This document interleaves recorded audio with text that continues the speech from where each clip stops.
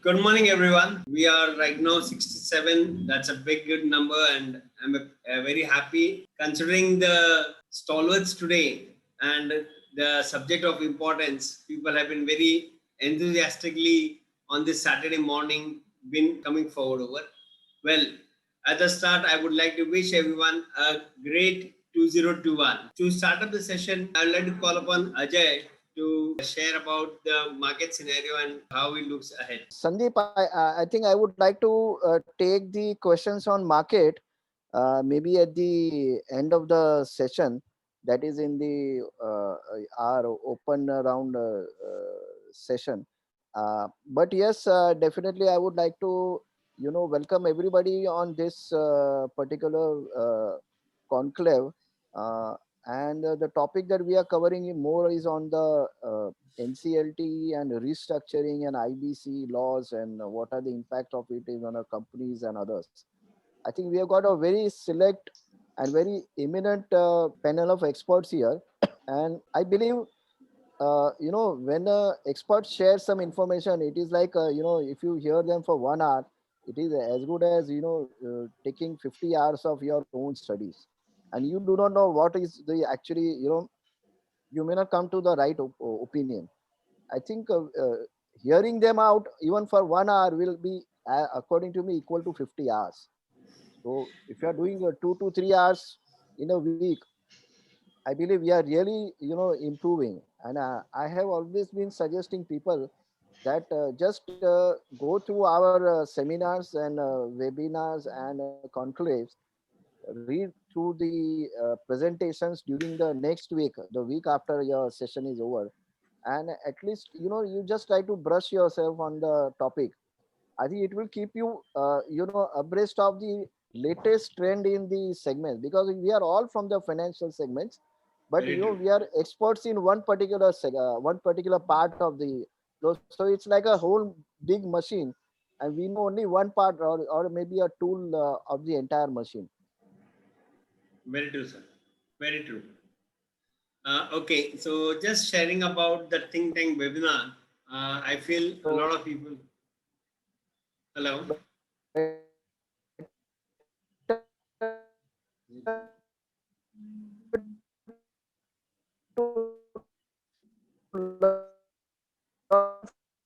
Yeah.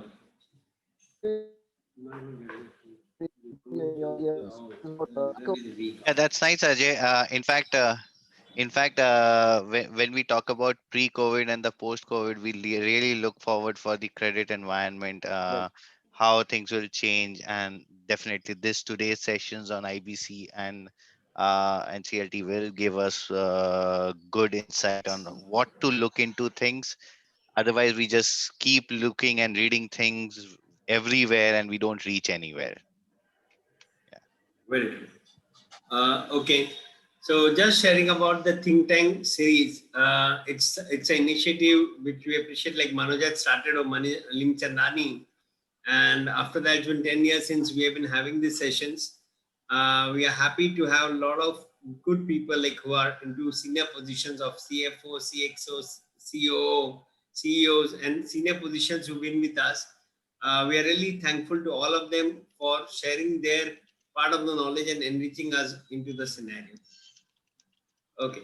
So before we go, I would request Manoj to share his thoughts on the subject and take us ahead. Manoj.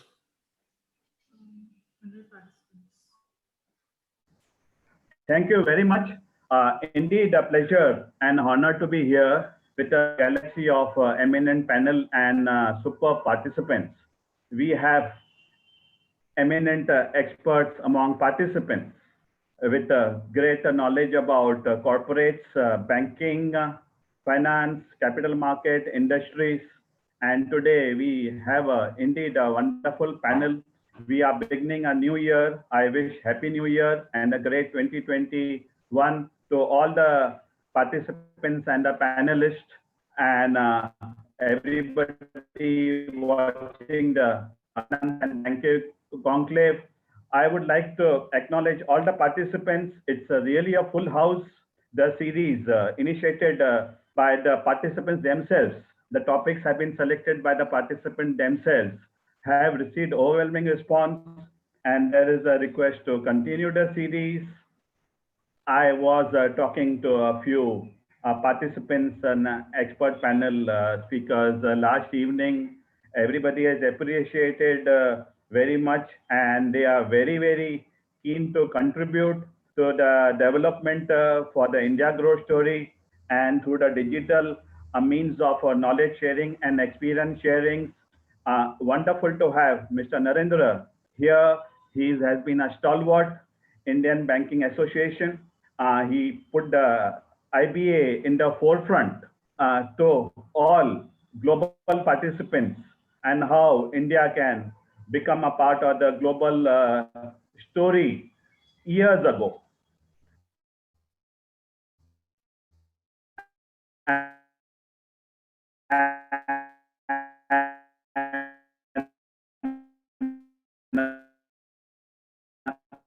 Uh,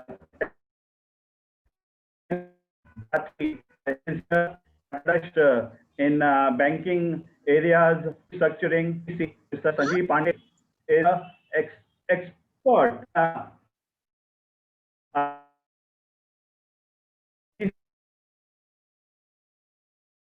Mr. Shailesh, Standard Chartered Bank, expert in stress assets, resolutions. Wonderful presentations are coming by these speakers, stalwarts. We have Mr. Ramesh also, wonderful experience on credit rating side, looking at ratings of all financial sectors, companies, whether it is banks, whether it is NBFCs. We always do a deep dive, go into practical issues and look at the issue. The world has expectations from us, the foreign investors, the domestic investors, the financial institutions, the directors, the government, the stakeholders, the investors, to see everything, the key issues from a 360 degrees perspective.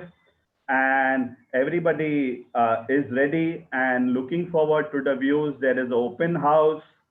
Anybody can ask questions on chat, and expert panel would endeavor to see that all issues, critical issues, are addressed in this conclave, and any further issues we can definitely take up in the series ahead. Every week, every month, more and more critical issues will be generated. I am sure more ideas will be generated in this finance and banking conclave. Idea is to have a gathering of maximum people, and this will be a regular event to watch from everybody's angle. And yes, can I ask, request Mr. Narendra to share a few thoughts on critical issues? At the outset, I wish each one of you a happy and prosperous New Year 2021. I must really congratulate and appreciate the efforts taken by few intellectuals or the professionals, including Manoj and all others here, who have taken this initiative of think tank webinars. And I've been watching quite a lot of very critical issues. And as he rightly said, it is a deep dive or a deep dive. That is where you go into the depth of the subject with the experts brought from the industry. And as normal today, I think on both the experts on the resolution of stress assets as well as the IBC aspect, we have quite our people coming, I think, Mr. Maheshwari Rati as well as Mr. Pandey. So, of course, I will be giving the overall view, what is the situation on the banking sector, Indian economy, and also on the today's two specific subject. So all of you are aware that one thing is today we say very, what you call, encouraging news that the yesterday government has approved for the first Serum Institute, that is Oxford, that vaccine. So that is because the government is already committed that around 30 crores in the next maybe period of 6 to 8 months are getting this vaccine. And already today is the all over India dry run.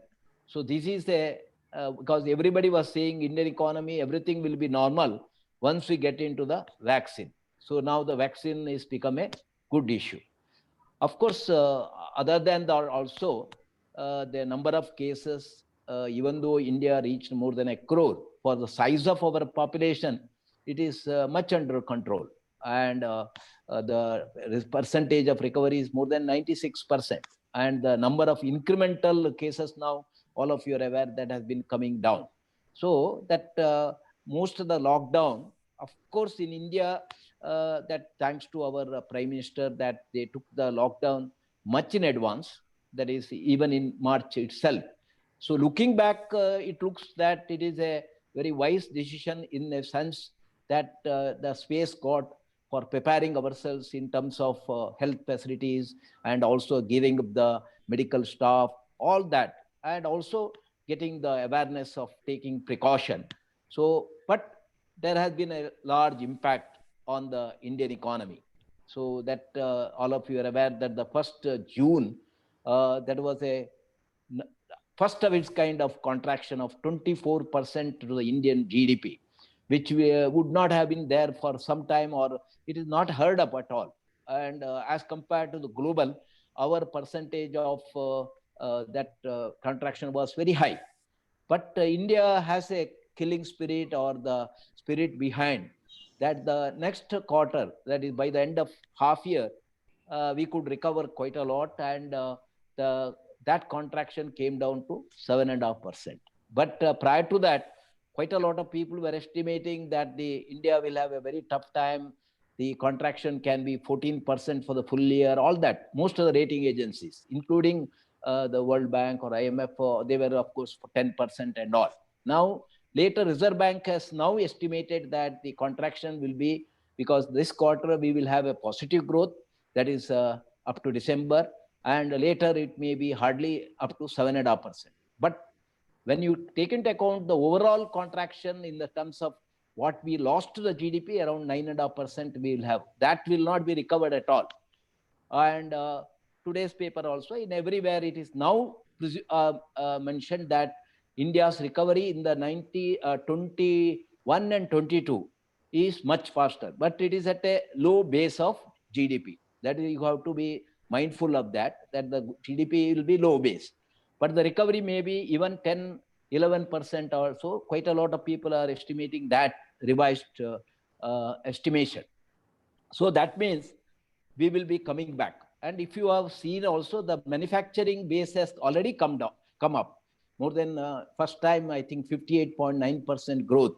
And that is now reflected by the GST collection for 3 months in a row. And the last one is 1.15 lakh crores, which is again compared to 1 year back also, once we have reached, I think maybe, so it is still higher, 1.05 or whatever. This is much higher, and it is also reflected by railway freight, electricity consumption, and pickup of your tractor or some of the commercial vehicles. But the service sector has not been taking much improvement, and primarily due to the, like all of you are aware, the whether it is hospitality industries, tourism, or transport and travel, or as well as restaurant, and those part of that, even though they are all open now, the people's mindset has yet to be changed. So that sector is yet to see the growth.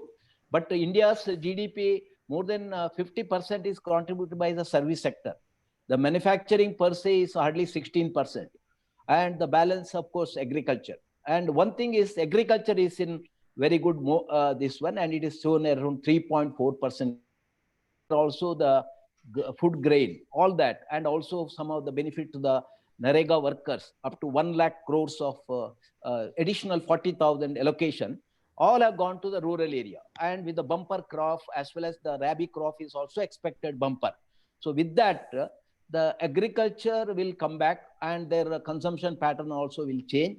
So we have that lack of demand which was there is likely to come back. This is as far as the overall Indian economy. And it is now also mentioned that China, India, and such of those emerging countries will take up the lead in the next year's growth rate also.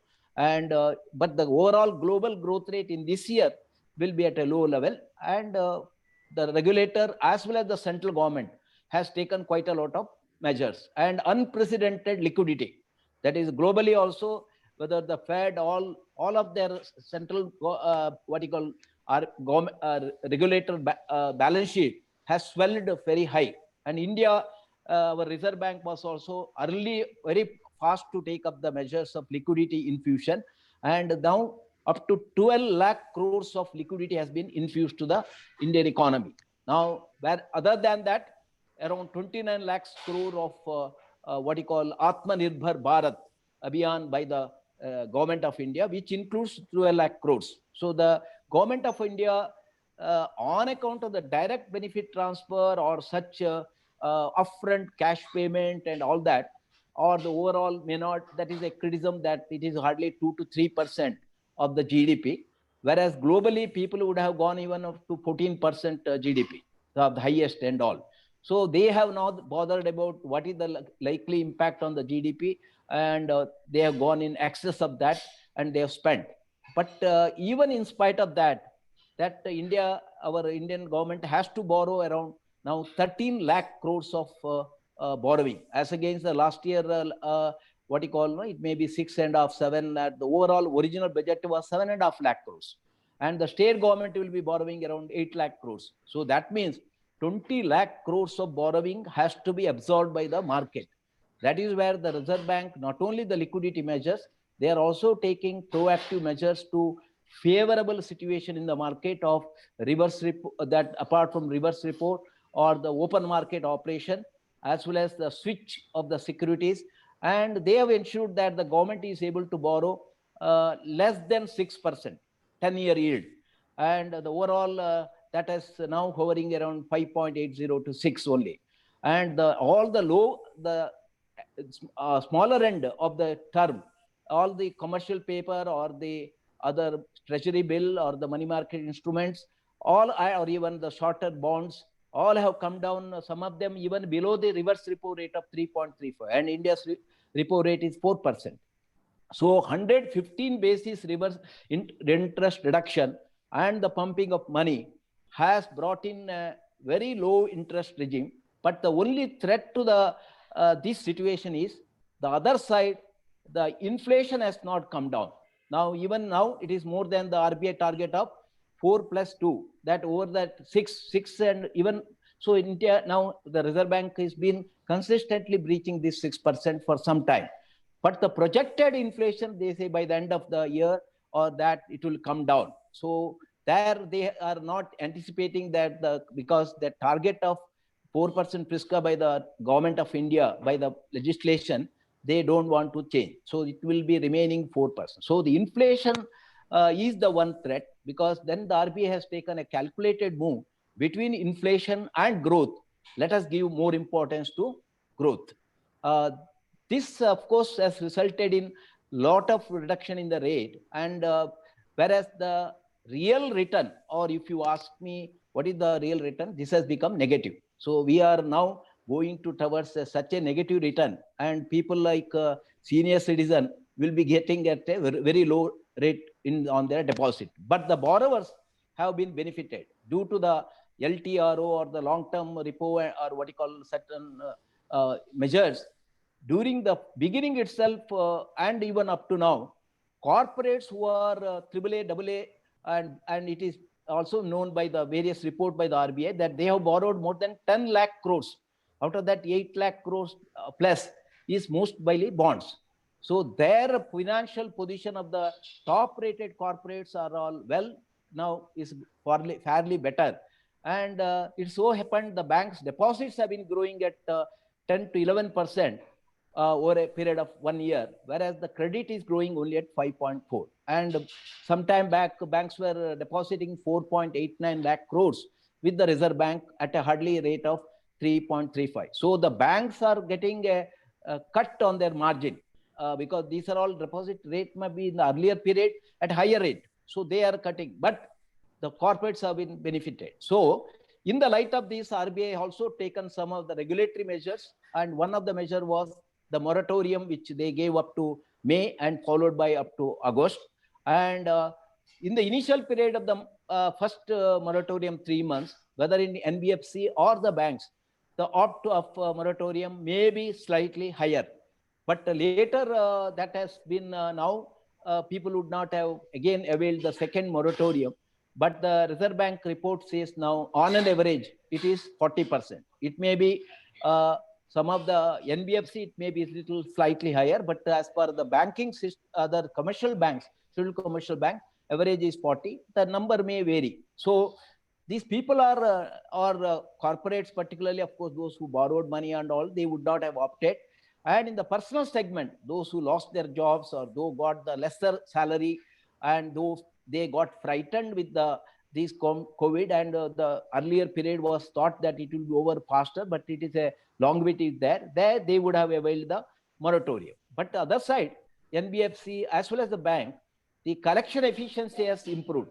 Sometimes it would have come down as low as 35%. Today it has come to 80, 85 or 90%. So that means people don't want to default. And with the another measures taken by the Reserve Bank, which I think somebody will be presenting, is as a resolution of COVID-related, 19-related stress assets. Now, the KV Kamathi has identified 26 sectors, and he has also, the Timbot committee report has prescribed some benchmark ratios to be achieved within the moratorium period of 2 years maximum under the resolution.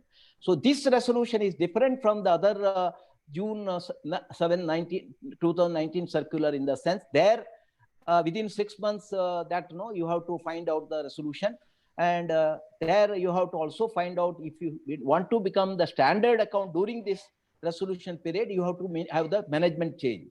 But here it is without the management change. The only thing is they should be COVID related stress. So actually around 16 lakhs crores of assets are under stress under the COVID.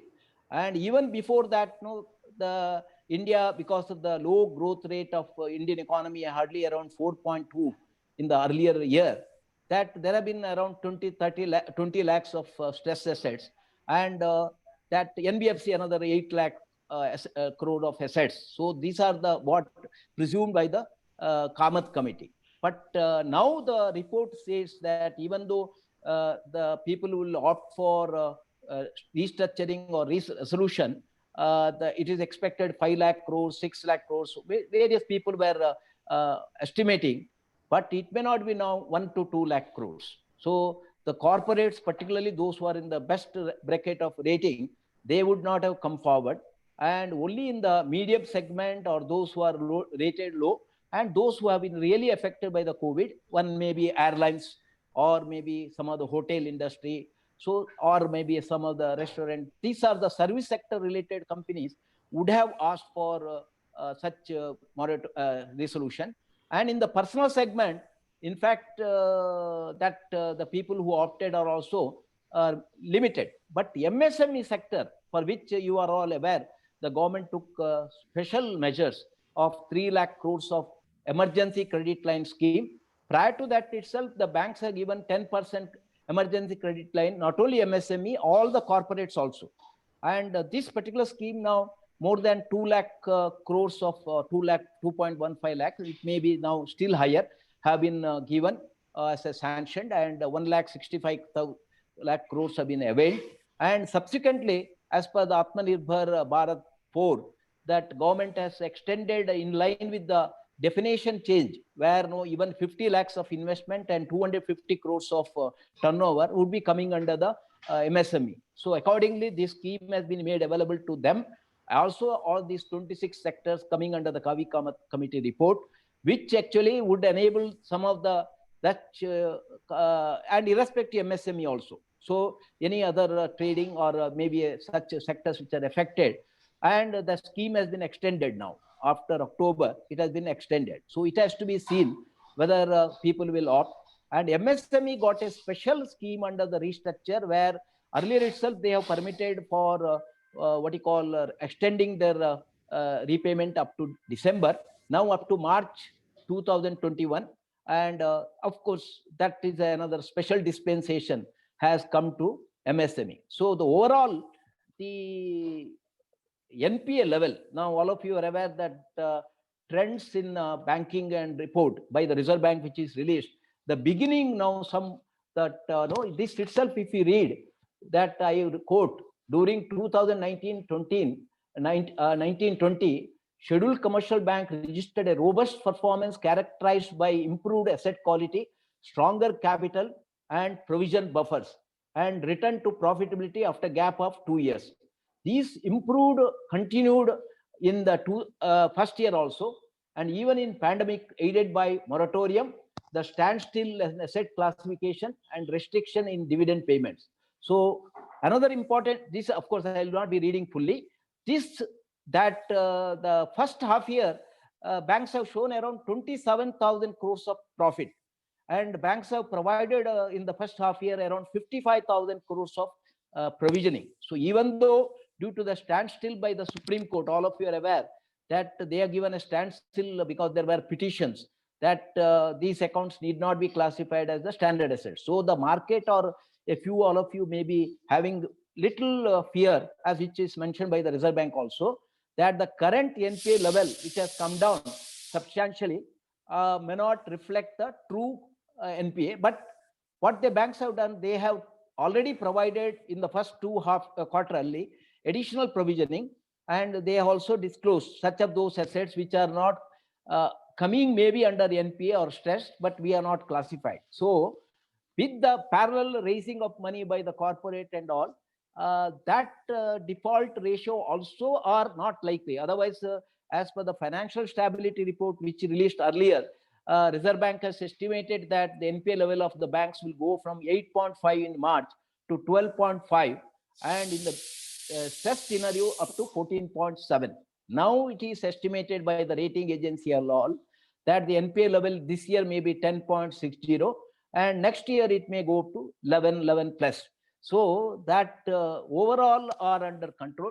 And only thing is the banks are now one side they are having a lower return on their investment due to the substantial reduction in the interest rate, and which at the reversal stage, like all these measures taken by the Reserve Bank, the liquidity and all and regulatory measures will have to be unwind after the pandemic is now means improved, and now vaccine has come. So RBI will slowly unwind the liquidity in the market. Other side, they have to also ensure that the inflation don't go, so that the interest rate will still remain low. Otherwise, there may be a chance that the interest rate in the market will go up, and that will result in depreciation to the investment portfolio of the bank. So that is the one threat to the investment portfolio of the bank. The other side, today credit is not growing, except maybe personal, like the housing. In the Bombay itself, no more than 10,000 registration of the new houses, in the sense flats, and it is now all over India. The real estate sector has started improving. The people have thought that this low rate of interest, as well as the concession given by the stamp duty, as well as the low rates of 10 to 20% discount. But now the builders may not give that discount also, because demand is improving. But the housing loan would have improved, and banks may not be giving much on unsecured loans, but wherever secured personal segment, they may be supporting the segment. And MSME, of course, there is a slight time when they will pick up, because they are one important aspect of MSME is the payment which they are due to them by the corporates or the mid corporate, that is getting delayed, even though the government has prescribed that 45 days is the maximum limit. And now also the trade exchange has started, that has started improving. But you would have seen but that our Nitin Gadkari, Honorable Minister for MSME, has been concerning or mentioning concern that MSMEs have to pay in time, and government payment also have to come in time. And that government once did around 60,000 crores they paid. So this is the MSME sector is the one which contributes more than 40% of the GDP and 50% of the exports, and also the employment for a lot of people. That has to improve. So this in this sector, I suggest that the corporate should start making equity with the MSME, which is supporting them. The government itself has come with the scheme for 20,000 sub debt, or it is in lieu of equity, as well as another scheme of what you call fund of funds up to 50,000. So I know the time limit. I have taken slightly higher. As far as one area I will cover, IBC, that the IBC has given a recovery of 46%. And even SARFAESI also has improved, RBI says. But and the period of recovery, even though there have been cases delayed and all, earlier it was 4 or 5 years of recovery, now has come to 1.6 years. Only thing is this 46% may be overwhelmed by some few accounts where we got substantial recovery. So with these things, I think our other experts will cover, and I will be open for further discussion later date. Thank you. Slightly I took, but I thought that overall perceptives will put to the our audience, and we'll again have a discussion on. Thank you very much.